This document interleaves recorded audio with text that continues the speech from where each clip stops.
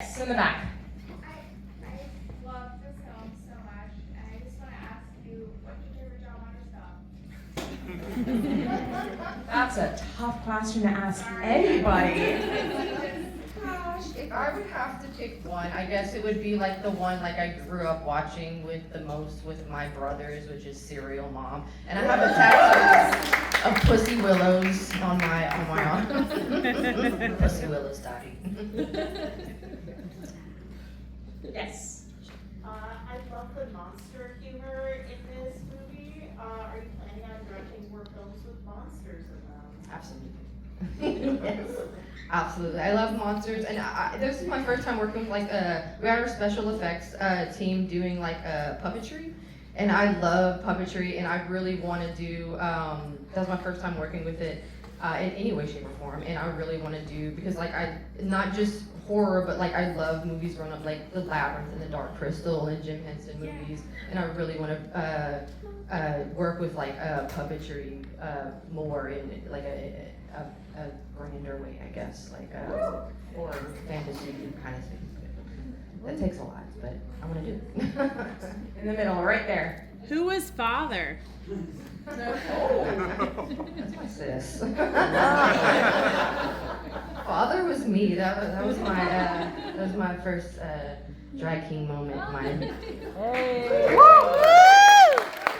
inspired me to do that was my biological mother, Tilda Swinton. When I saw the more modern Suspiria, I loved her character, and I guessed it right away. I was like, that's fucking Tilda. That's my mom. And I was like, I want to do that. And so I was like, I'm gonna be father for a picture because it was based after my dad, who passed before that movie was made. So it was kind of and it's in a way that the way father was an entity, even though he passed, it was like a holdover Agnes and her family, which is the way my mother and my family treat my dead father, as somebody that you have to still respect and listen to, even though they're not even here anymore.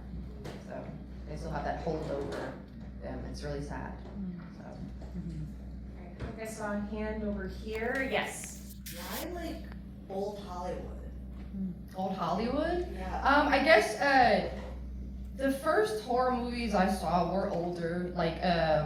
I really liked older movies growing up, even as a kid in the 80s. I loved the way it looked, the way it was so vibrant and it felt more real. Because they used all practical effects. It was all on film. Even though you could tell it was practical effects, it still felt more real than any kind of computer animation or whatever that they used more in the 90s and stuff like that.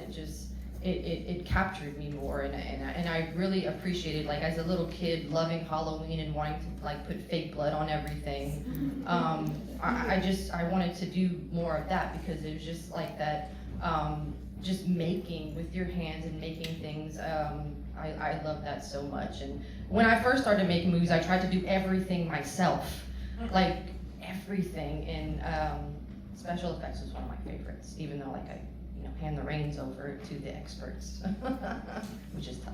All right, I think we have time for one more. I'm gonna go to the balcony right up there. You talked about the decision to shoot on film and the challenges of doing that on a production. So the first time I shot on film was we did a short film called Violet Butterfilm Makeup Artist for the Dead, and we shot that on 16, which my DP, who I made every short film with, convinced me because the tone and the look of this film was 1960s, 70s ambiguous, and he said this would be a great movie to shoot on film. And I was very nervous because I never directed on film before, but I trusted him so much because he's such a film nerd, and he is the reason why we still work together today. I trust him and experienced the way it was directing on film and rehearsing and being very intimate with the actors instead of looking at a screen and making sure everything is, looking great. So I trust him that I don't have to look at the monitor and working intimate with my actors, and it's such a different experience that I really wanted to do it on a larger scale. So I knew I wanted to shoot on film for Cramps. right, guys, that's all the time we have. Please come back tomorrow for.